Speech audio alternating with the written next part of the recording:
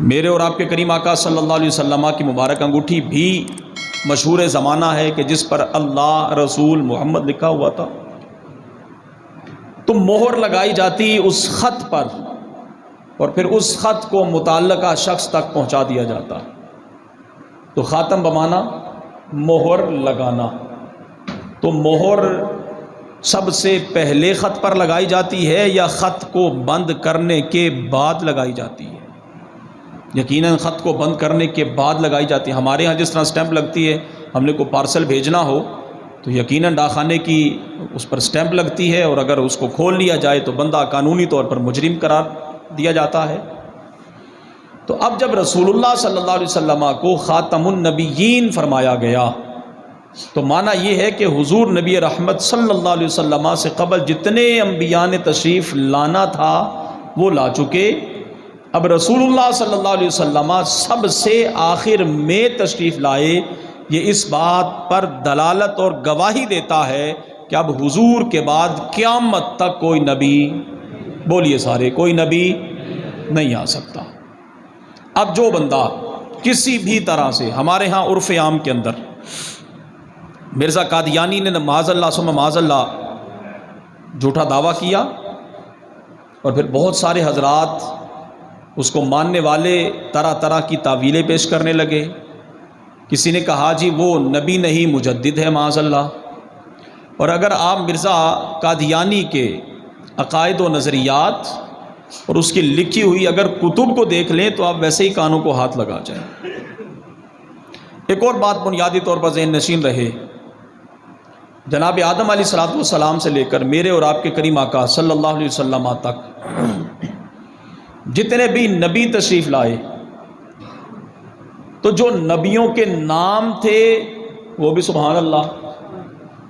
1,24,000 کم و بیش انبیاء کرام علیہ السلام کے نام اگر ہم دیکھیں تو آج تک ہمیں کوئی نام ایسا نہیں ملا، اور نہ ہی یہ بات ہے کہ کوئی شخص ہو نبی لیکن وہ کسی کا غلام ہو،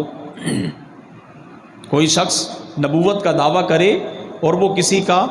غلام ہو۔ تاریخ کے اندر سب انبیاء کرام کے آپ اگر اسماء گرامی دیکھیں تو کوئی بھی تو ایک ایسا بندہ جو ہو نبی اور نام اس کا ہو غلام عیسیٰ، غلام موسیٰ، غلام ابراہیم، کوئی بھی تو ایسا نہیں ہے۔ نبی غلام نہیں ہوتا، یہ ذہن نشین رہے۔ نبی بولیے غلام، تو پھر معاذ اللہ ثم معاذ اللہ انتہائی افسوس تو ان حضرات پر ہے کہ جو ایسے شخص کو جو ظاہری طور پر مکمل انسان کہلوانے کے بھی حقدار نہیں، اور پھر اس کو اگر کوئی شخص نبی تسلیم کر لے اور نام اس کا غلام احمد، تو یہ نبی ہونے کے ویسے ہی سراسر منافی ہے اور خلاف ہے۔ اور اگر آپ ان کے عقائد و نظریات دیکھیں تو پھر الامان والحفیظ، بہت سارے مقامات پر ایسی غلیظ بکواسات کہ ہم ویسے ہی اس کو کسی کے سامنے بیان نہیں کر سکتے۔ لہٰذا میرے اور آپ کے لیے آج کے اس پرفتن دور میں ضروری اور جو لازمی چیز ہے وہ یہ کہ میں اور آپ خود عقیدہ ختم نبوت سے آگاہی حاصل کریں، خود آگاہی حاصل کرنے کے بعد گھر میں اپنے بچوں تک نبی علیہ الصلوۃ والسلام کے عقیدہ ختم نبوت کے حوالے سے ان کو آگاہی دیں، اور پھر جہاں تک ہم اس پیغام کو سننے کے بعد پہنچا سکتے ہیں بندے بندے تک، ہر شخص تک اس پیغام کو پہنچانا یہ میری اور آپ کی ذمہ داری ہے۔ آج جب ہم سنیں کہ رسول اللہ صلی اللہ علیہ وسلم کے سر انور پر جو ختم نبوت کا تاج سجایا گیا ہے کتنا اہم ہے، جب آپ اس کی اہمیت کو سمجھیں گے تو پھر آپ واقعی سمجھیں گے کہ جو بندہ اس کے خلاف جائے گا وہ کس قدر بغاوت کا اظہار کر رہا ہے۔ قرآن کریم فرقان حمید کی بہت ساری آیات ایسی ہیں جو اس بات پر دلالت کرتی ہیں کہ رسول اللہ صلی اللہ علیہ وسلم کے بعد قیامت تک کو نبی، سادہ انداز میں ہم یہ کہہ سکتے ہیں ہمارا جناب رسول اللہ صلی اللہ علیہ وسلم کے بارے میں یہ بنیادی عقیدہ ہے کہ ہم ان تمام نبیوں پر ایمان لائے جو اللہ کی طرف سے تشریف لائے ہیں، جو اللہ کی طرف سے۔ ہمارا جو چھوٹا بچہ ہوتا ہے جب وہ قرآن کریم پڑھنے کے لیے آتا ہے تو بنیادی طور پر ہم اسے ایمان کی صفتیں یاد کرواتے ہیں۔ آمنت باللہ وملائکتہ وکتبہ ورسلہ، اے اللہ میں تجھ پر ایمان لایا، تیرے فرشتوں پر ایمان لایا، کتابوں پر ایمان لایا، رسولوں پر ایمان لایا، والیوم الآخر، قیامت کے دن پر اور مرنے کے بعد دوبارہ اٹھنے پر ایمان لایا۔ یہ تو ہمارا بنیادی عقیدہ ہے۔ ایک اور مشہور زمانہ آیا مبارکہ، اللہ تعالیٰ ارشاد فرماتا ہے الیوم اکملت لکم دینکم واتممت علیکم نعمتی ورضیت لکم الاسلام دینا، کہ آج میں نے تمہارے لیے تمہارے دین کو مکمل کر دیا ہے۔ دین دینے والا اور جناب رسول اللہ صلی اللہ علیہ وسلم کو اپنا رسول حبیب بنا کر بھیجنے والا جب وہ خود یہ ارشاد فرما دے کہ آج میں نے تمہارے دین کو مکمل کر دیا ہے، تو پھر اب اس کے بعد کو گنجائش باقی، میں اگر کہوں معاذ اللہ ثم معاذ اللہ، یا کوئی اور بندہ اب دین کے مکمل ہو جانے کے بعد کہ جی یہ چیز بھی لازم ہے، یہ بھی لازم ہے، یہ بھی لازم ہے، تو صرف ہماری عقل پر افسوس ہی کیا جا سکتا ہے، اس کے علاوہ کچھ نہیں ہے۔ دین وہی جو پروردگار عالم نے اعلان فرما کر مکمل فرما دیا، دین وہی، احکامات وہی، شریعت وہی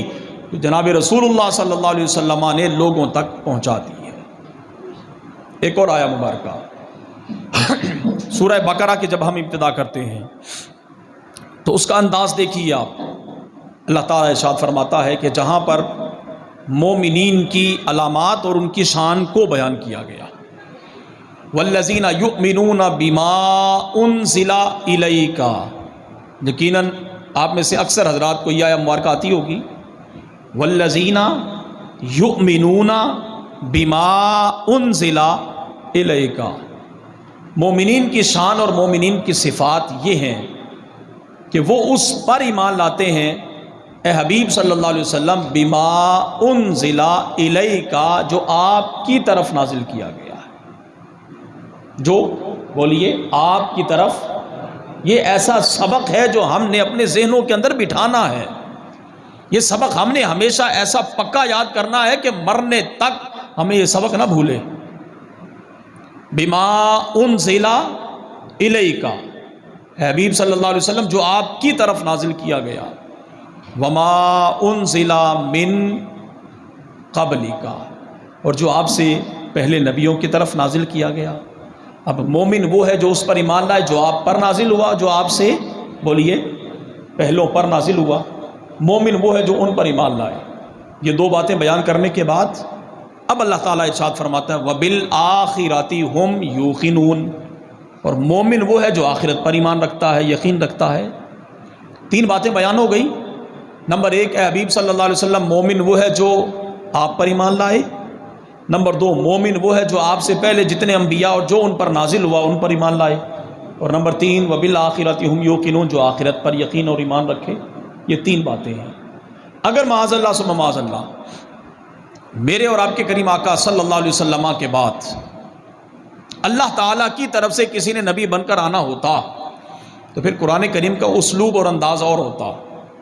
پھر انداز یہ ہوتا بما انزل الیک وما انزل من قبلک وما انزل من بعدک وبالآخرۃ هم یوقنون، کہ مومن وہ ہے جو آپ پر نازل ہوا اس پر ایمان لائے، جو آپ سے پہلے آیا اس پر ایمان لائے، جو آپ کے بعد آئے گا اس پر ایمان لائے، اور آخرت پر ایمان لائے۔ لیکن یہ تو قرآن کریم کا انداز ہی نہیں ہے۔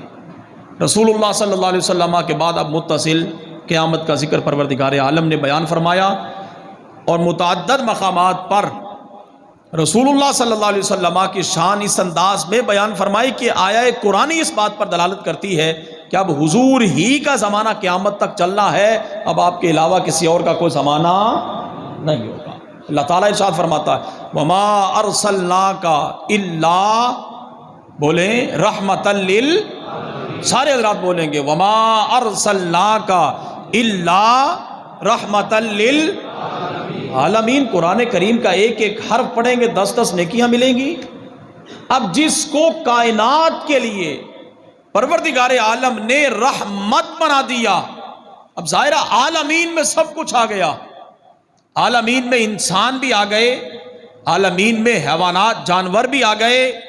جنات بھی آ گئے، فرشتے بھی آ گئے۔ غرض یہ کہ عالم اللہ کے علاوہ ہر چیز کو کہا جاتا ہے۔ جب میرے اور آپ کے کریم آقا صلی اللہ علیہ وسلم کو پروردگار عالم نے کل عالم کے لیے رحمت بنا دیا، تو اب